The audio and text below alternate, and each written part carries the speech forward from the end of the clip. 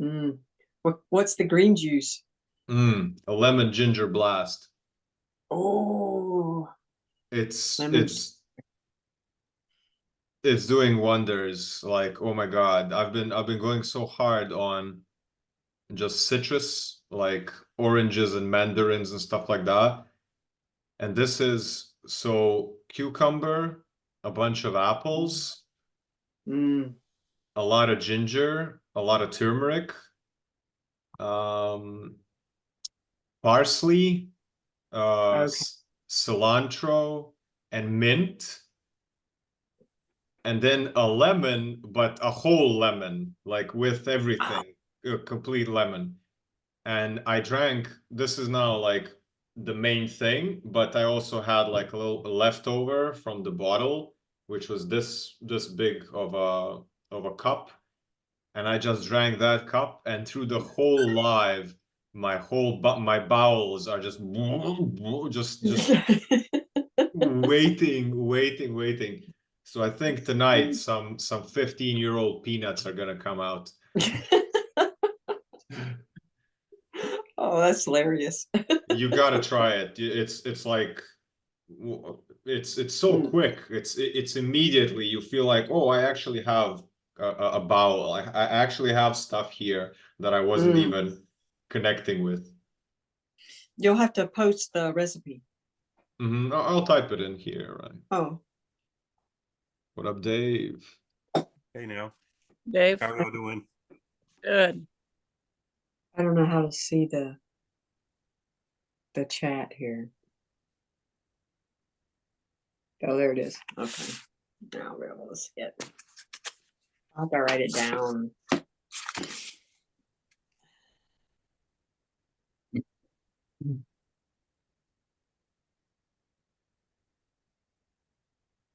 And it all depends. Like if you want it to be more cucumbery, you add more cucumbers. If you want it to be more apple, yeah.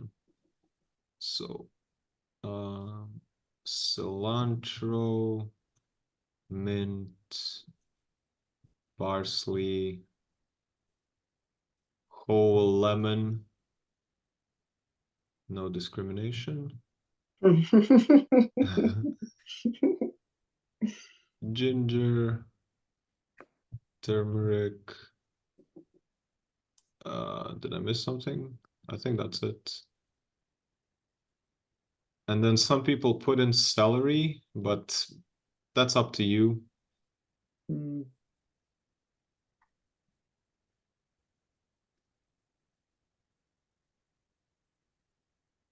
And this is really to get stuff out, to really clean you out.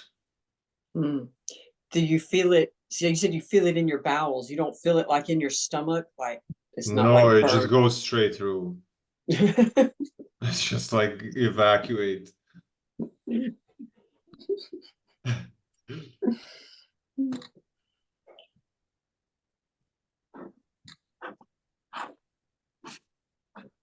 Are you still doing that by hand, or did you buy the juice, or you were talking about?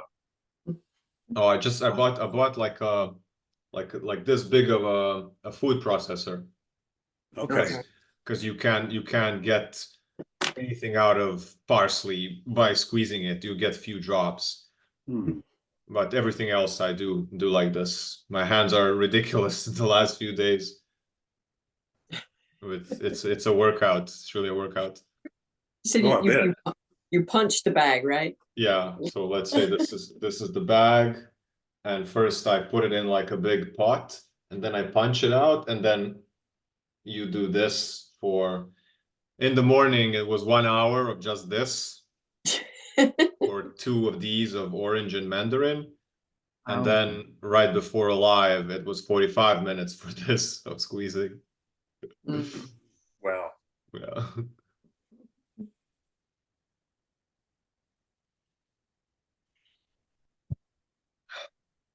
Julian, it sounds like you had quite the weather there. We had, yeah, we had quite a cold snap and got some snow with it. So we're on the tail end of it now. Thank goodness, all melting and sun's out. So it's getting nicer. I think it My might be horse, coming this way from what they're oh, describing. yeah, I saw some weather on your end of US. My horse absolutely loves it. The worse the weather, she's just, she and the ravens have a blast. And the little goat is like, Oh, no. put my jacket on. Yeah, she's so cute. Goes around in her little jacket and she loves it. Oh, Oh, cool. the goat has a jacket. Yeah. That's so cute. Yeah, she comes down in the game room with us and watches us play the Oh. game. She actually ate one of the little game chips one time. That was so fast, like lightning. She usually doesn't eat anything other than her usual, snacks and her own food or hay. So we Mhm. weren't worried about it, but then that was just like gobble gobble. Oops, glad that wasn't an important piece. What's her name? BB. BB? Yeah. Phoebe. Just BB. BB. BB. BB the goat. Double B. Has the worst breath too. If she burps, oh my God, clear the room. She needs some juice. Mm. That's funny. Can you juice the Oh. pieces from the board game? Can you juice the pieces of the board game? Cardboard, baby. Help you out. Phew. I've been hard detoxing this week. I've been doing like 18-hour fasts. Wow. And then when I break it, I would just eat like steamed arugula or steamed collard greens, just, something very plain, or onions. I've been eating a lot of onions. And I think they're like really cleaning me out. I've been just breaking out, just rash, and it just like, they'll come up red and raised, and it's so itchy on my belly and my sides and my back, and sometimes my chest, and it's so uncomfortable. But like overnight, they'll like come to the surface and like flake off. Hmm. And it's like, I know this sounds gross, but I mean, I No. feel like I'm like pushing this stuff out of me. It's really hard. DC will tell you I've been, sometimes I'm kind of suffering when it's itching, and the bumps look almost feverish, because they're hot and they hurt. But it's, I guess it's what I got to go through. It's just how my body is ridding itself of this. From what I'm reading, it's like die-off symptoms, from bad bacteria or even parasites. So really gross stuff, it feels like, but I guess it's what I'm supposed to do to clean out, to clean up. She originally was attributing it to particular things that she was eating 30 minutes before or 2 hours before or whatever. And now that we're fasting for several hours at a time, it almost develops after that period, and especially with still the whole time flushing with water, and especially after activity, a movement class, a long hike, something like that, and that's when it's really sort of flaring up. And so that's kind of how she came to the conclusion that this is toxins, that are being purged. Yeah, I was thinking it was like all these different food allergies, but if it's happening and I haven't eaten anything in 18 hours, then it's not the food. It's not what I just ate. So just kind of learning it as I go, and just grateful. The Lord keeps giving me the strength to keep fighting this. I fight it when I have to fight it, and then I rest. And maybe as you're going through it, when it's really uncomfortable, maybe you can visualize all of your internal cells just regaining their light and love and shining as the stuff is purging on the outside. just go into your cells and see them filled with the white light and saying, oh, this is great. They're thanking you for Mhm. getting rid of all your stuff. Yeah, yeah. This is how they thank me. Mm-hmm. And the discomfort is, you know, it's momentary, it's temporary, it's, you know, doesn't feel like it when it's happening, Mm. but yeah. I don't I know. wouldn't wish anybody to go through this. I mean, I wouldn't wish anybody to feel that, because it's kind of scary, you know. Hmm. I don't think onions are a good idea. Mm. Recently I found like on this group that is for getting off salt, they posted pictures of, I think it's like 1800s. All of this knowledge, the mucusless diet and everything, it's all from people from just before all of us, just before. And there Right. were images of people before actually having like gas masks against onions and garlic. That it was Mm. so. If you like, just on the note of this green juice, I would recommend drinking at least a little bit of all of this if you want to clean it out. If you want to clean it out, and then, like, of course, keep doing the pee on the rash externally. And you can help if you want to help yourself, you can do like lemon and distilled water enema to get the old stuff out. Because it's trying to get out. It's definitely trying to get out. Mm. So not so much the onions, huh? I wouldn't go with the onions. Even before I found out about this, that it was it produces like a very unfavorable gas in the body, Mm. which takes up space, takes up oxygen. And even before I found these images about people used to wearing gas masks against onions, I think you know Sadhguru. He's similar to Osho, and he spoke about there are like pranic foods, neutral foods, Mm. and anti-pranic foods. So let's say watermelon is a pranic food, it gives you energy. Then you have something like something neutral, I would say potato, but potato also really takes energy. But then you also have foods which are negative pranic foods, and these are like onions, garlic. These are Oh. things that steal. So Mm. he says they can be taken as medicine. However, I don't know if, like you say, eating a lot of onions or specifically for that, even if you like, if you don't know what it is and you're purging, I would go with this. It's like, this juice is really soothing. It's not hard on the body. It's gonna make you go to the bathroom. So if it needs to come out, it's gonna come out. And then the enema, which is like $20 Amazon, just enema kit, and then you get distilled water. You heat it up just a little bit, and then you add a little bit of lemon, and then you shoot it up your butt, and then it comes out. You take some coconut oil or some banana on the tip, so it's not forced into you.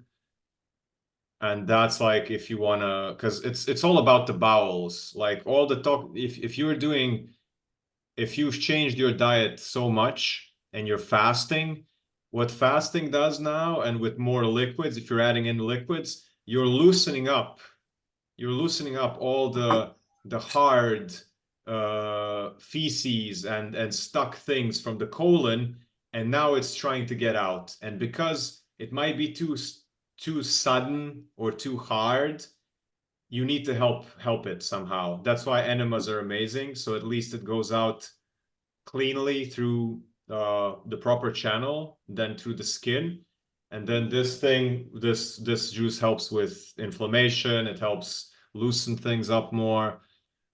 And then if you feel you're detoxing too fast, if you're weak, if the rash is too much, then get off the fast, like eat a little bit more veggies, cut it, you know, just slow down, because what fasting does is that it does this.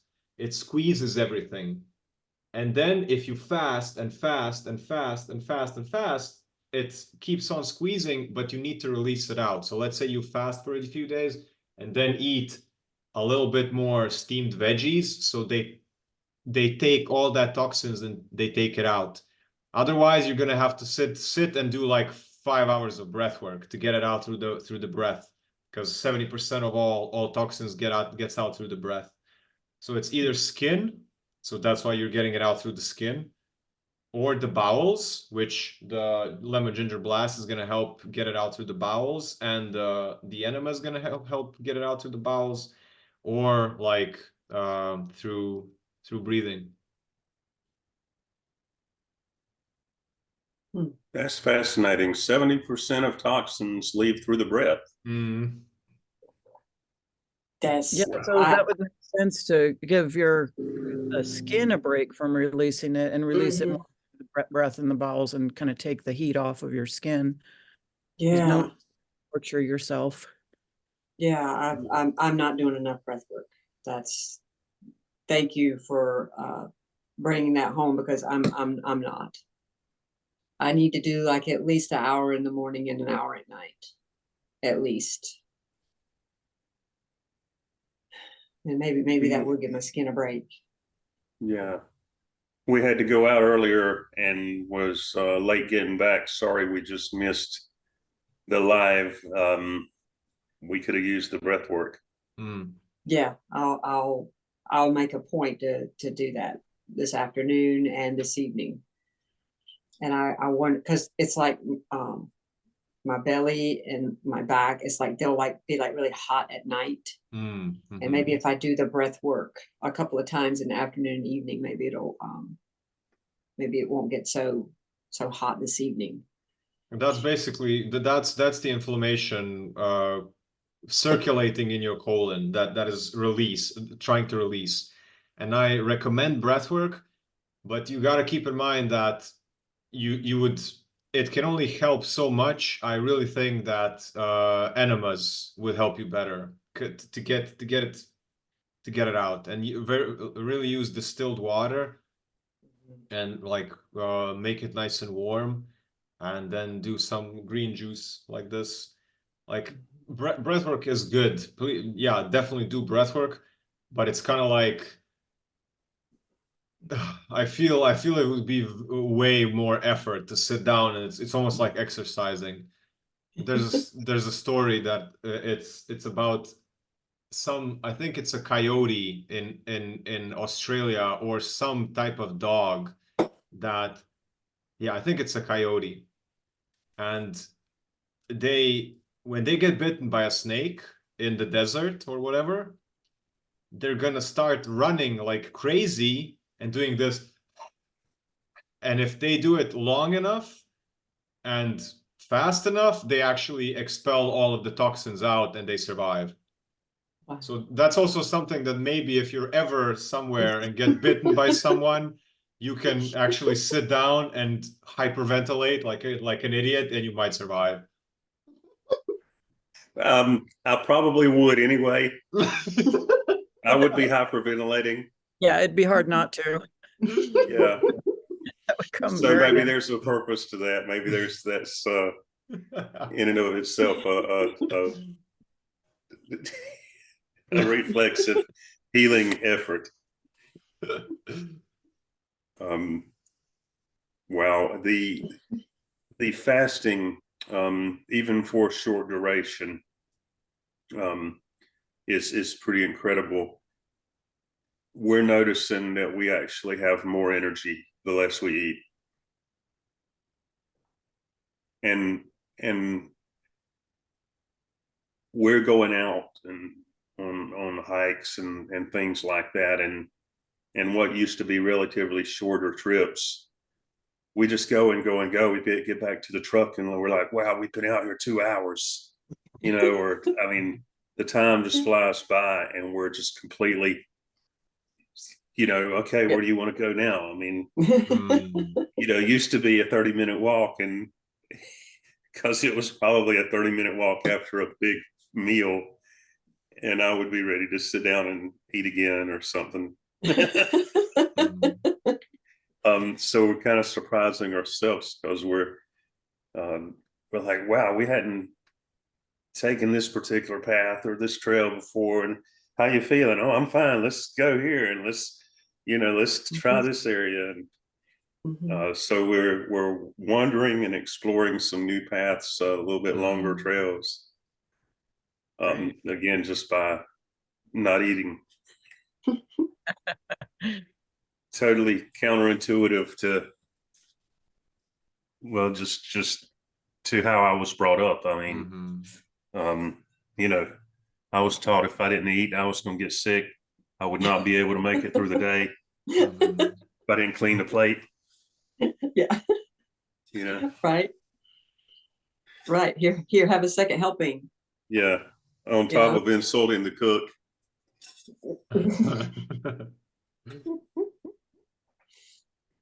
Yeah. There's also the more I fast, the less I eat, the less I sleep, for example. And I've recently come across information about these two sisters from Russia who haven't slept in like 2 months. Oh my gosh. And this information is kicking my ass right now. It's making me like,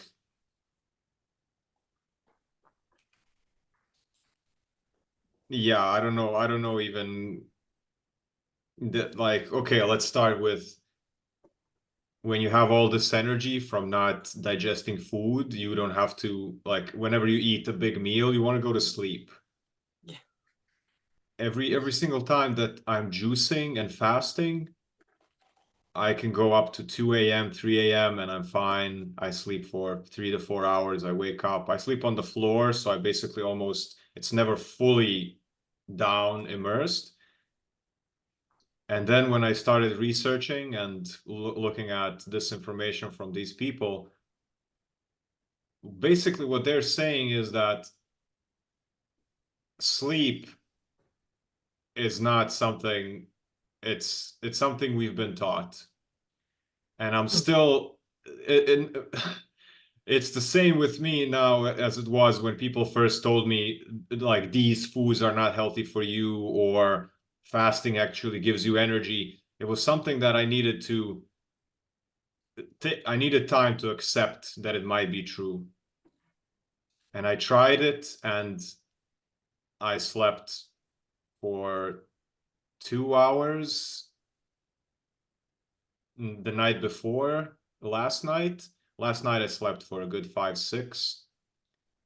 And basically what they're saying is that if you go into the deep sleep for longer periods of time, let's say longer than 3 to 4 hours, what happens is the same thing that happens if you don't move your body as you age. So lymph gets stuck in places, blood is not circulating, you don't breathe fully, especially if you're sleeping on a very soft, comfortable surface, your everything is crushed. And they say, like, one thing to notice is if you wake up, you got puffy eyes, you've slept too much, because that's build up. And when I slept for 2 hours, 2 to 3 hours, I woke up, my face was, let's say, young. If I sleep for 8 hours, I wake up, my whole face is swollen. And that's the buildup. And basically what they're saying is that throughout the day, by movement, by breathing, you charge up all of your energy centers. You charge up all of your organs. You basically fill yourself up with your own consciousness. You fill your whole body with your presence. And then when you go to bed, when you sleep, you deliberately go like this. I don't want to be present in life. You disconnect.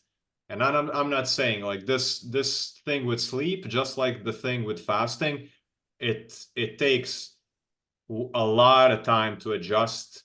It takes a lot of psychological, you know, it's not for everyone, definitely. People still rest their psyche. You're still resting your psyche when you're sleeping. You're still giving yourself a reset every night.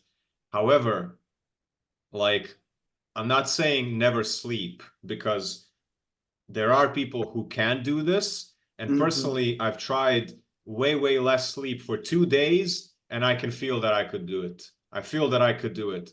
There's things where you just have to have like, you're not going to be able to accomplish that if you don't have a big purpose in life. Like, what are you going to do for the 8 hours that you've suddenly gained? You have to have a hobby. You have to have something creative to do all this time.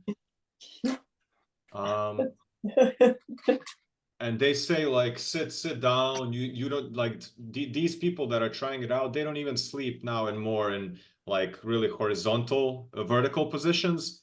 They sleep just like sitting down and in intervals of 30 minutes. And I've tried it. And you really don't need that much sleep. I've been sleeping for like 8 to 9 hours. And it's really, you know, when you have a purpose in life, you just wake up, you spring out of bed, you don't sleep so much. But when we're depressed, when the weather is shitty, you just don't want to get up, you want to go to sleep, you want to forget yourself. I remember my mom now, with all the addictions and all the stuff that's happening, she just says, like, sometimes I just want to hit, I don't think what is it, Norma Bell or something, one of those, let's say Xanax or whatever you guys have, to kick you out, to just knock you out. Like, I just want to have that and not exist. So it's still kind of difficult for me to accept that that might be the reality. And, you know, like they say, like, sleep is the cousin of death, and it's something to note.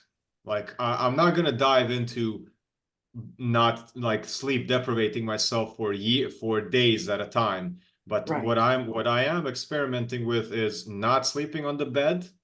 I'm now fully sleeping on the floor, however cold it is, doesn't matter. And I'm trying to do like 4 hours max every day. And then during the day, if I need to. So let's say last night I slept 3 to 4 hours, and then I woke up fresh, did things, energy, I don't know where to put it. I had to calm myself down how much energy I have. And then I went up to a hike, and then at the hike, I drank my last juice, and then I kind of felt, okay, I just need to take a break just for the sake of taking a break to not burn out. I put my feet on the ground, and I laid there in the sunshine for 45 minutes, like half, you know, drifting in and out, in and out. And you wake up, sort of wake up. You don't wake up, but you're not actually asleep. There's tears coming out, which I don't get usually. When I wake up in the morning, my eyes are dry, even drier than they were when I was laying at night, late at night. But if I go into this phase of sleeping, but you're not actually sleeping, you're just kind of, you know, when you're, let's say when I was in high school and it was like real early morning class and you have to sit there and pay attention and you kind of go like this.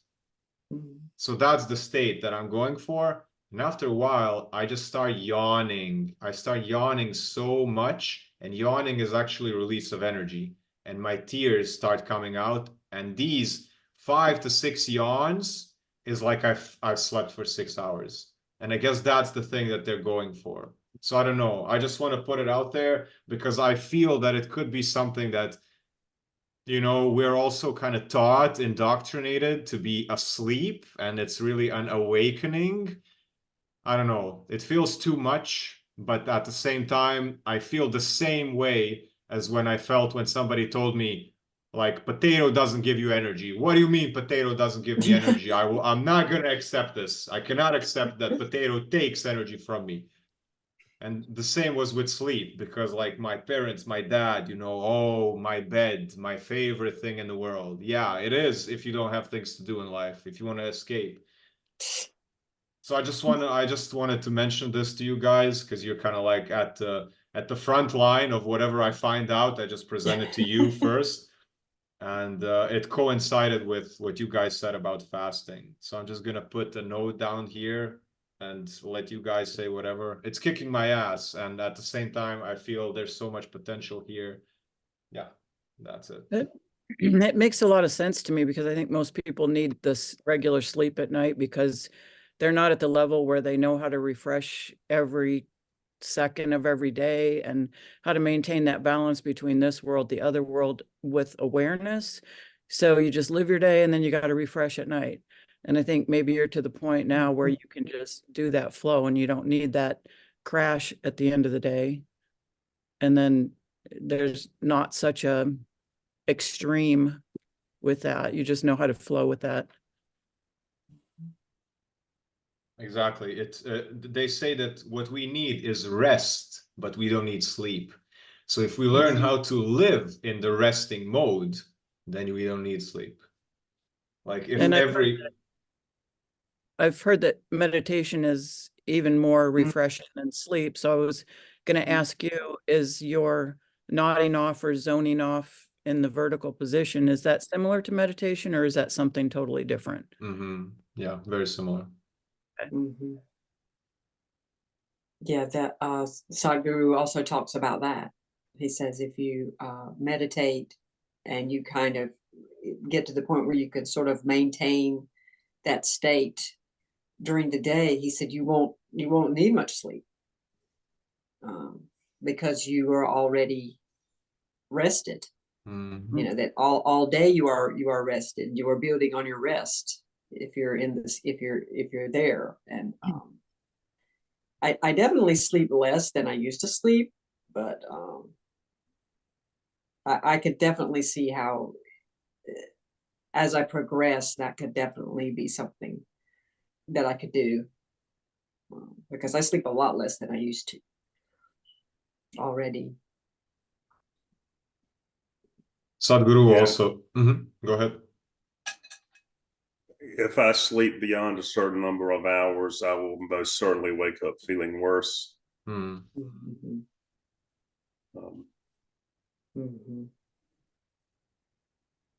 just physically, I've experimented with this with some work, some traveling. Sometimes I procrastinate, so I'm actually up in the middle of the night finishing what should be done by the very next morning. And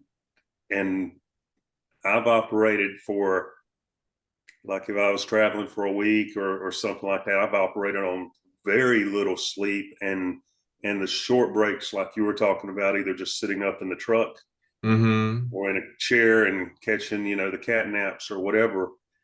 And actually after, 3 or 4 days, I would have to fall out.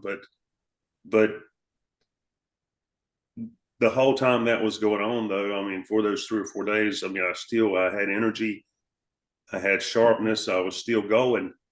And I wonder how I could have processed that at the time if I would have been eating right, if I would have been in a particular mental state of ease, that y'all are describing, which I was the furthest from eating right or being in that state when I was doing it. But even just physically could go without sleep for a good period of time, but then it would catch up with me because I would have to replenish, so I can kind of relate. I can see, that was a really good point, Jolene, about just our normal state. And what are you having to recover from each day because of what you're doing, your mind is doing to yourself and what you're doing to your body? Yeah, when I used to have the long extended meditations for say 2-3 hours daily, I was doing that for several years. And I felt so much more rested after coming out of the meditation than after waking up after a night's sleep. There's definitely a difference. I'm one that gets way too much sleep as it is. I've always been a sleeper. And now thinking back and talking about this, it is the meditation that is the refreshing factor in that, because I'll wake up, have terrible dreams, constant. I think I got to sleep to get away from this constant buzz that's around me all the time.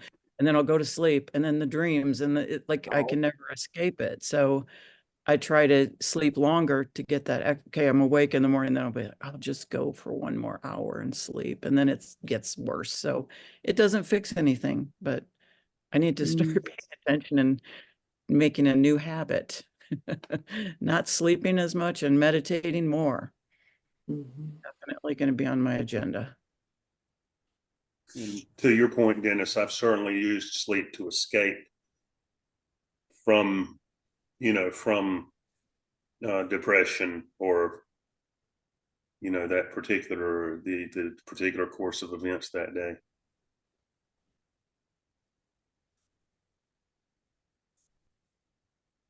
You were mentioning something, I believe that you said Sadhguru also said. Yeah, so he says he eats 1 meal a day, like in the middle of the day, and then that's like at least 8 hours before he goes to bed. And he says that he slept for 3 hours for the majority of his life, and like now that he's a bit older, now he sleeps 4 hours.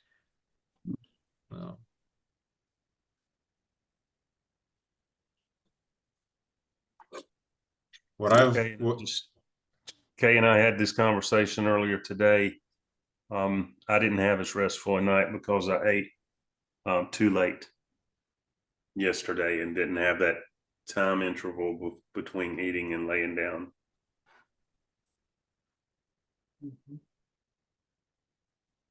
What I've noticed that one day when I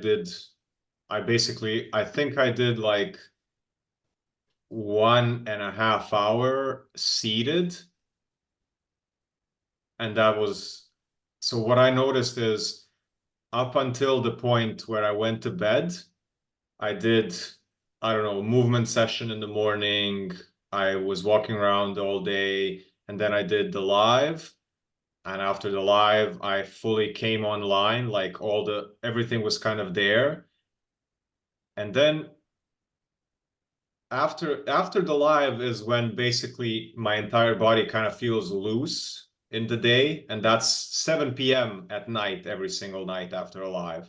So the whole day I'm just kind of trying to catch up and adjust the body how it should be full, like all like shoulders are not like this, there's no tension somewhere down, my jaw is relaxed, my face, everything is kind of chill and fluid. And then the next day, because I didn't go into my bed, my comfortable bed, which twists everything and everything gets crunched up. And I also didn't sleep on the floor. So basically my shoulders were not pressed up against anything for the duration. The next day, I felt as if I've grown. I'm looking at myself in the mirror. I'm like, is there more of me than yesterday? Like, what is this? I felt like, and that's the thing. That's another 12 hours on top of what I've been. We wake up, we expand, you open the body, you do breath work, you do yoga, you open shoulders, open everything, and then you go to bed and you kind of crush everything back, and then tomorrow you open up. But let's say you don't go to bed, you sleep sitting down, the shoulders never get crunched, and just the next day it's even more expanded, the next day it's even more expanded. And I don't know if you guys remember, I've been talking about this on lives for the past, I don't know, that day in and day out, I would wake up in the morning and it would take me all the way up until the live at 6 p.m. to kind of feel like I've landed in my body fully. And that's what these people speak about, is that we're supposed to, I don't know, let's say at 5, 6 p.m., you're kind of gaining momentum and clarity in your mind. And then you arrive. Let's say you go down into the body, you fully arrive. And then you eat something, you go to a food coma, you lay down in bed and it's done. What I felt is just this momentum. Okay, I'm gonna go to sleep in the sitting down position, or even kind of slightly laying down, but then not for long, half an hour, 1 hour, not going into that deep sleep where somebody has to shake you out of it. I felt that I don't lose this momentum. I keep it going. And even last night, I slept on the floor and I slept for 4 to 5 hours, 6. And I wake up in the morning, and this woman also that has a channel about this confirmed it. It's almost like every morning I wake up, during the night, I regress to a childlike state. I wake up every morning afraid, anxious, things get to me, tense, and at night at 7 p.m., I'm a wise sage elder with discernment in my eyes, with edge, with seeing things how I should be seeing things. Then I go to bed, I wake up in the morning, somebody says something to me, and I'm like, yes, yes, yes, please come in, yes. And I'm people pleasing all over the place, and I'm scared of everything. And you know what I think it is? I think it's the posture. I think it's the body. When I go to sleep in a bed, I sleep in the fetal position. My hands are here. I have dreams and memories, I guess, about trauma when I was a kid, and it programs me back to this childlike state. And then I wake up, and then I'm like, okay, this needs to open so I can feel strong in my body. I'm 30 years old. I have a lot of experience. I know what is that. I know what is that. I'm not going to people please. And every night I go to bed asking myself, okay, what is different? Why am I different now? And tomorrow morning when I wake up, I'm going to remember all this, but the body is going to be a baby. The body is going to be an infant that needs to be raised throughout the day again. And that's what all these people that I've gotten this information from, that they're saying is, it's like, this is the Kundalini energy. This is the body energy. This is something that we are supposed to maintain. And then if sleeping and not moving our body is what is aging us, and movement is medicine, and moving the lymph keeps us young, and moving the body circulation keeps us young, and certain foods, most foods, if not all foods, bring it down and slow us down, then is it possible that we're supposed to be born, we are grown until, what, 20 years old, and then we're supposed to have this momentum and never stop, and never age, and just keep going and going indefinitely? If stagnation is what ages you, and build-up of toxin ages you, and if you never stop, but what kind of consciousness do we need to have for that? Like, what kind of psyche do you need to have to not go to sleep, or not at least that much? Like, at least for the last few days that I've been trying, that's why I say it's kicking my ass. It's kicking my ass because suddenly now the last week that I've been experimenting with this, it's been one of the hardest things ever, because I so want to go to bed. I want to go to bed because now I have extra 6 hours with my own thoughts, with myself, to process things, and it was so difficult. But I see, and I know that people use sleep deprivation as a psychotherapy tactic. Well, not tactic. What would be the word? Treatment. So what do you do with those 6 hours? I mean, to keep yourself from just, because I know that's what would be difficult for me, would be, and that's one of the great things about going to bed for me, is I don't have to think. I can just lay down, and I sink into the covers, like you said, and everything goes away. And that's a huge relief. So what do you do with the brain and with those hours? Well, the brain changes after a while. The brain changes. What I've been doing is during the day, I give myself time to juice and squeeze the thing for an hour. So all the things during the day that I would oh, I need time. I need to juice this as quickly as possible because then I have to sit down and make a YouTube video. I need to make the course. I need to do the emails. But then during the day, I don't do the course. I don't do the emails. I don't sit down and make YouTube videos. I squeeze the juice for 2 hours. But then at night, I do all these other things. So I also exercise more now. When I feel like I want to sleep, I put up 1,000 Spanish words on YouTube.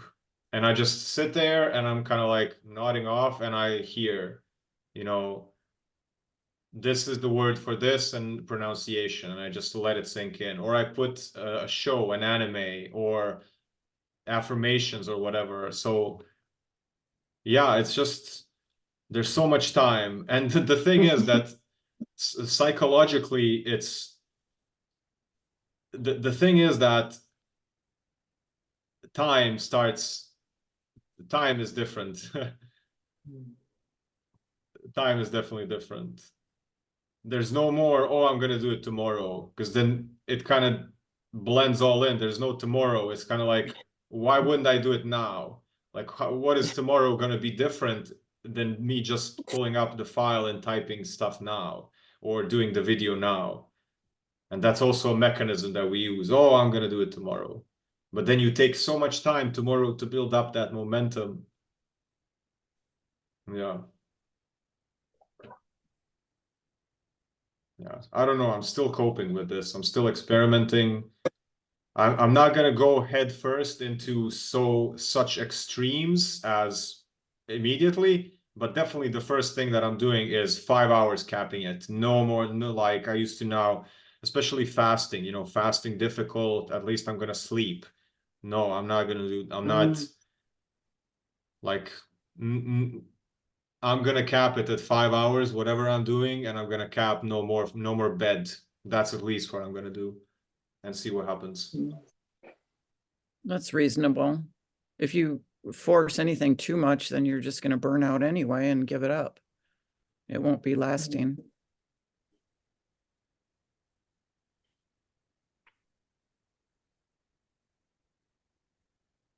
Keep us informed of the progress. It's cool to discover these things with you guys.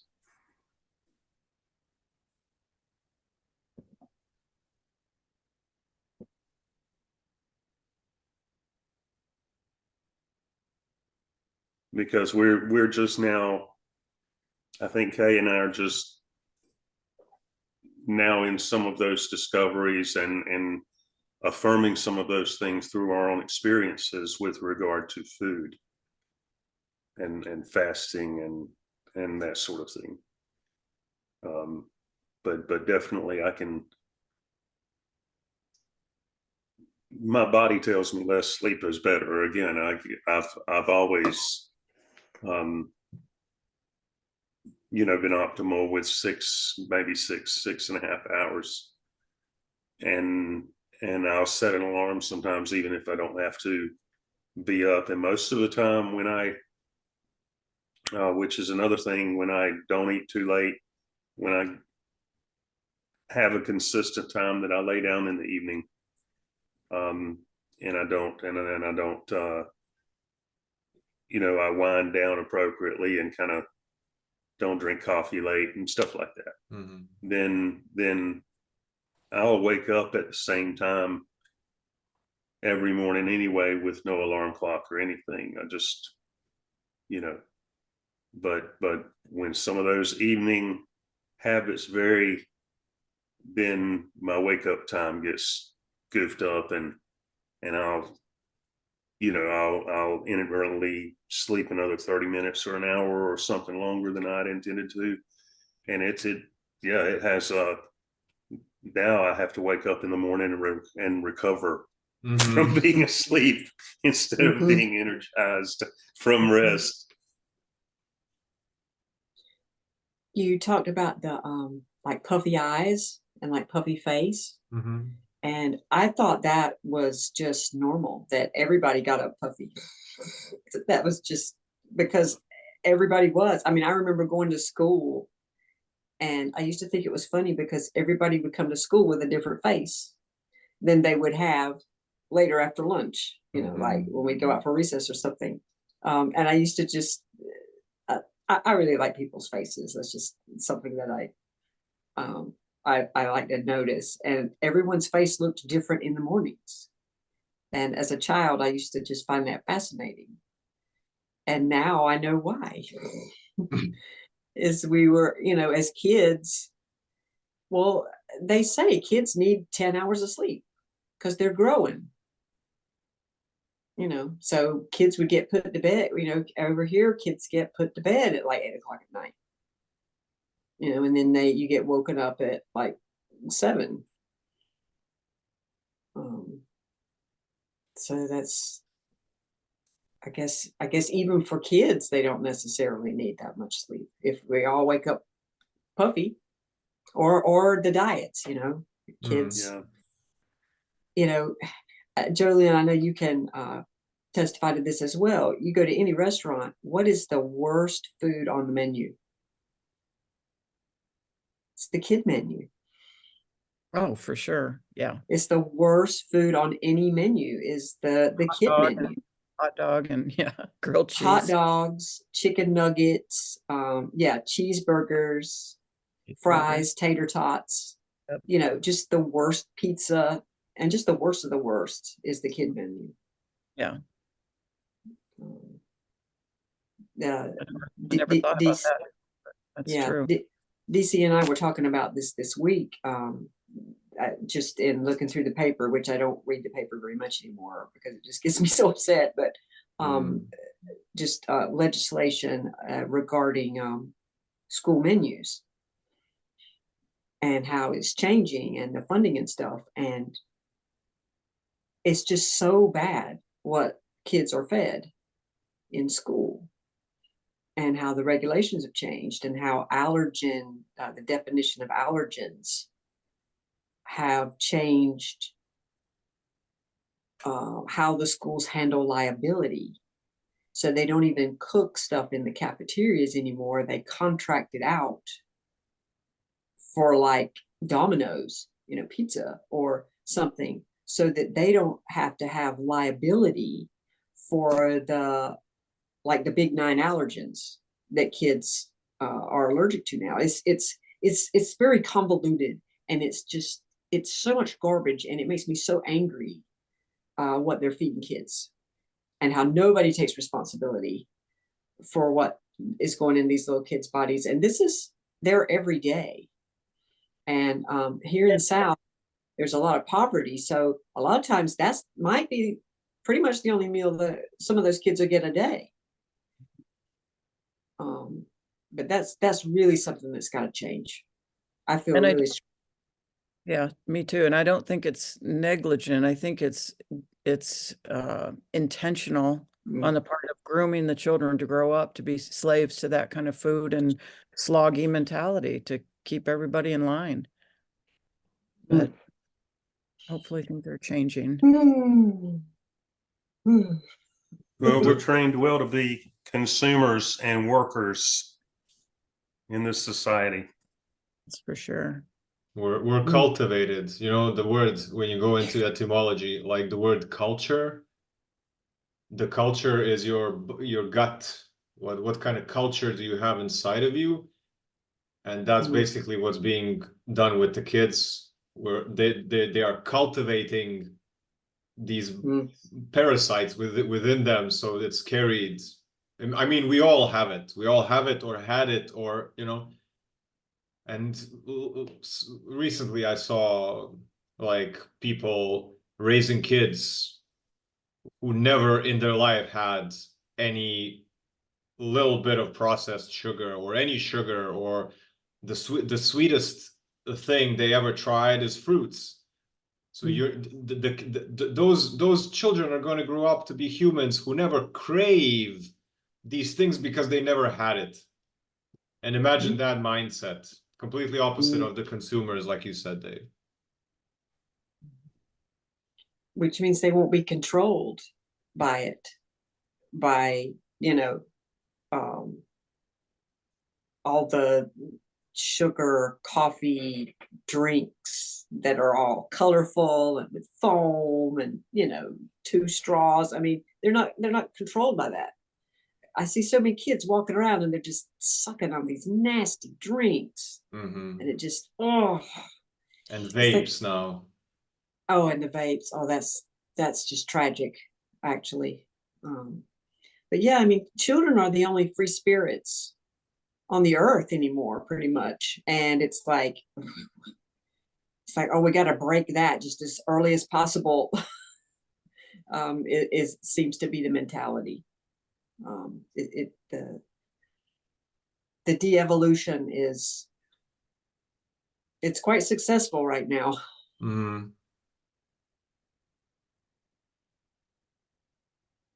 Yeah, like you say, with the energy drinks, I really see it in the youngsters here in the age group of, let's say, 8th grade elementary, or I don't know how you guys have it with, is it high school earlier? But let's say if it's, we in Croatia have 8th grades of elementary school and then 4 grades of high school.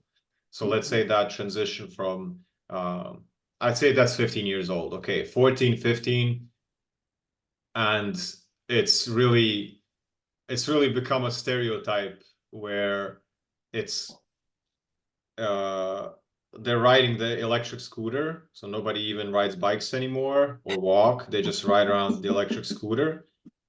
They got the Bluetooth headphones on, which is microwave in your head directly, and they're vaping, and they don't give a fuck who is around them. They're like little gangs. And and then the same thing is with girls with a lot of makeup and the phone and everything. And I just feel so sorry for them.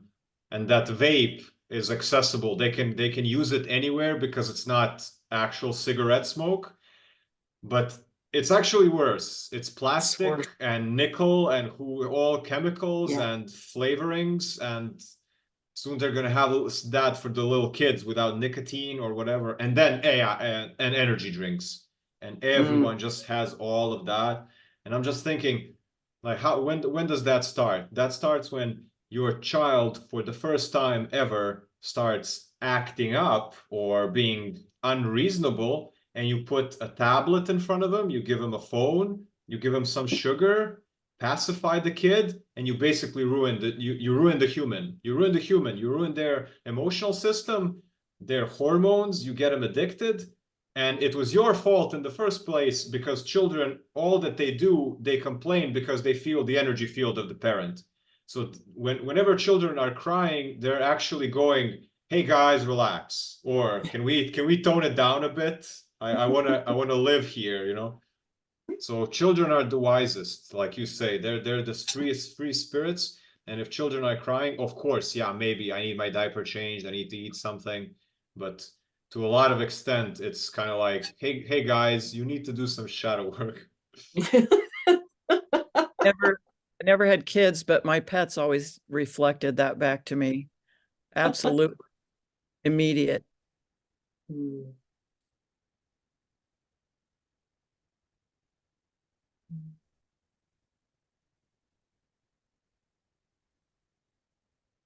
So much to think about here. And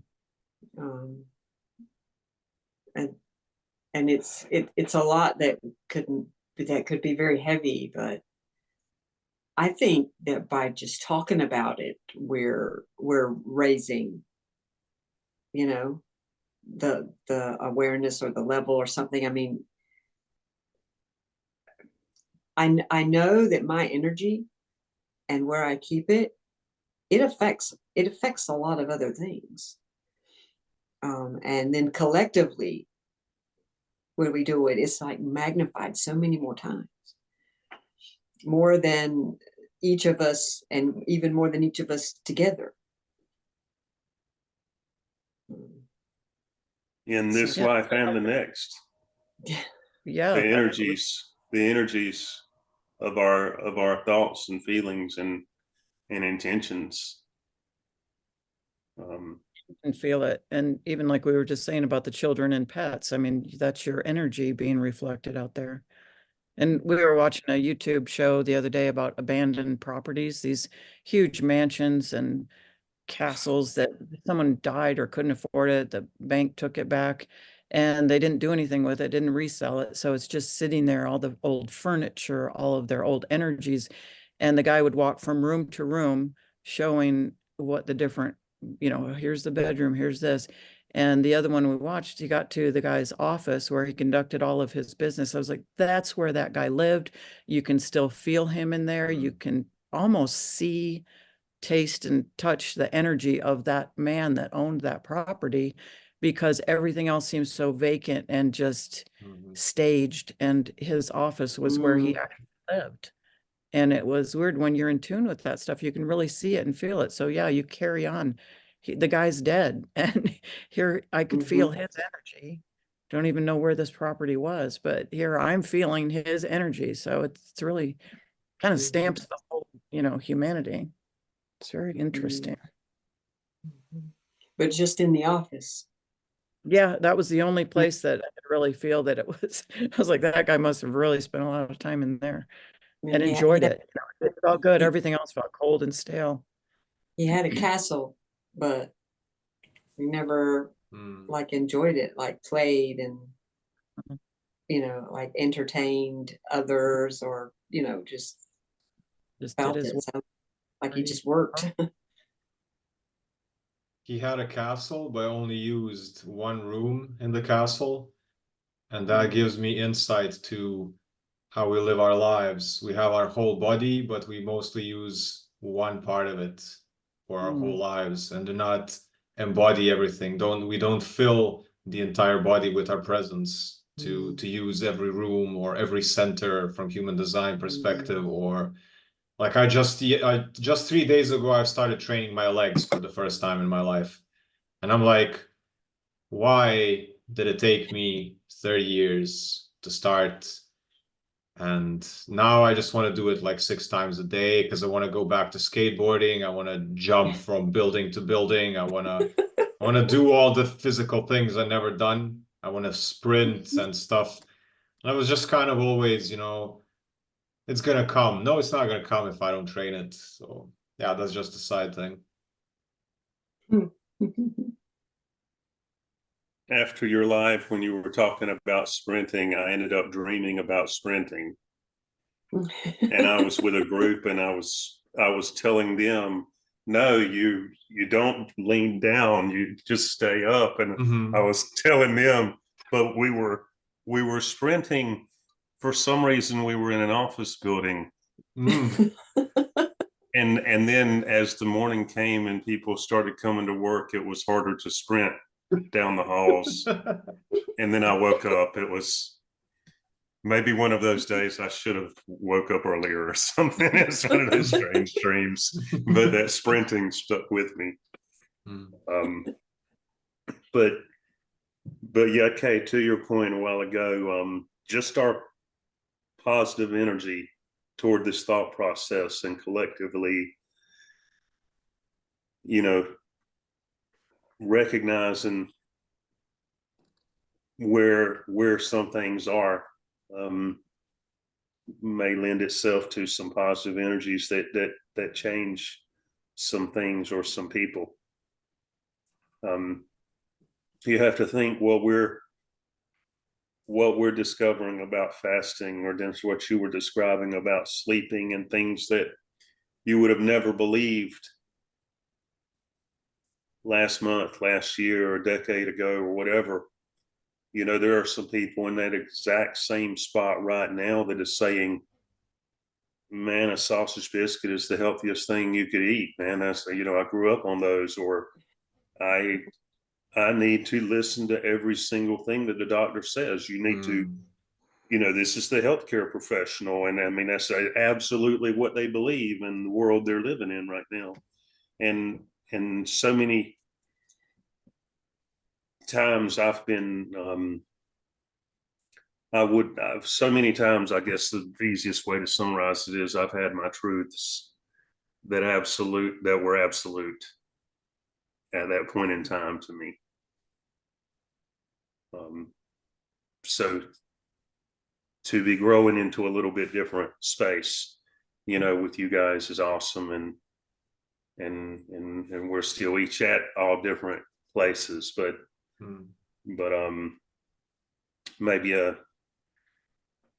maybe ahead of the norm a little bit.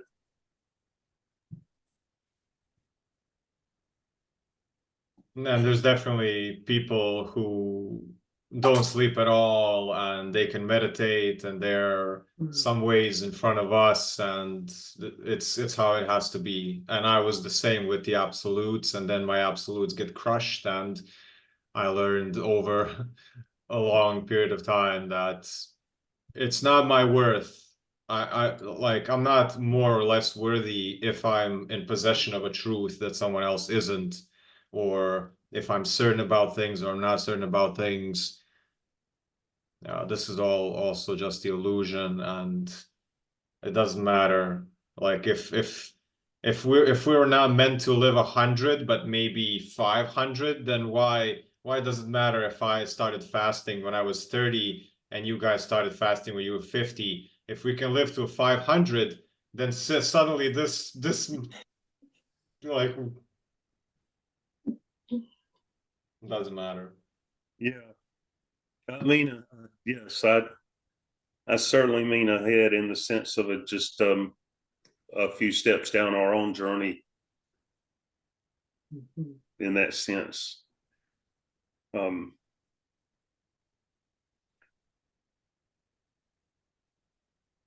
It was a shock to let go of some of those beliefs, though. It was crushing.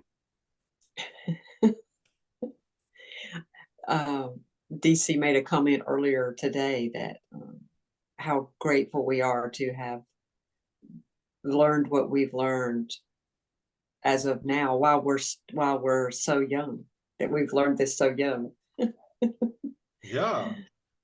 Because, you know, yeah, I told my girls last week, I said, yeah, y'all know I'm going to be around till I'm like over 100. I fully intend to live to be like 120 at least.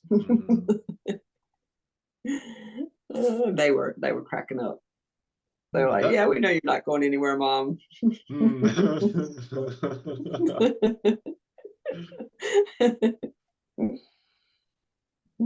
And what, like you say, 120 is now. Now, this is what the knowledge that you have now. Okay, fasting, regeneration of cells. The less I sleep, the more lymph moves. And what's going to happen when we discover, like, this is now just this is the knowledge just now starting to come out. Like, who knows in 5 years in what kind of therapy, sound healing, scalar. I don't know.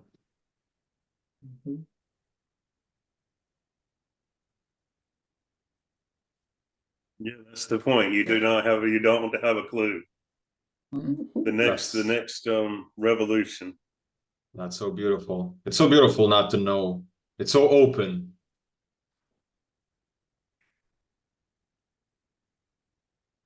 It is freedom. I used to have to know too much. It does kind of box you in. If you feel like you know, oh, I know. I know I'm in this little box. I must be okay. No room left for anything else. That's it.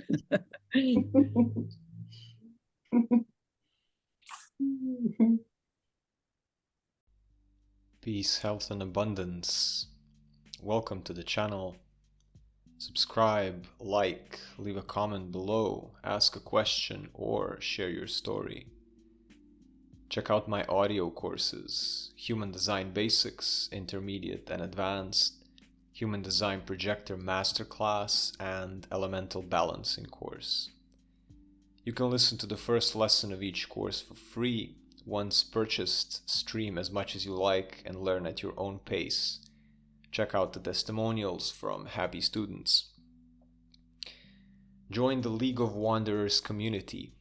You can join on the weekly community and support calls. You can book one-on-one personal human design reading and coaching calls with me. You can join us on the Insight Timer app for stress release movement classes and Q&A sessions. There is a newsletter you can sign up for, and there are my free ebooks to download.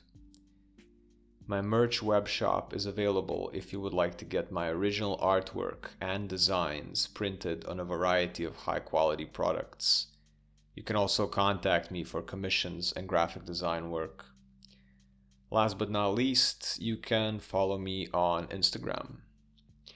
All the mentioned services and offerings can be found on icreatelines.com, and also check out the description of the video for more details.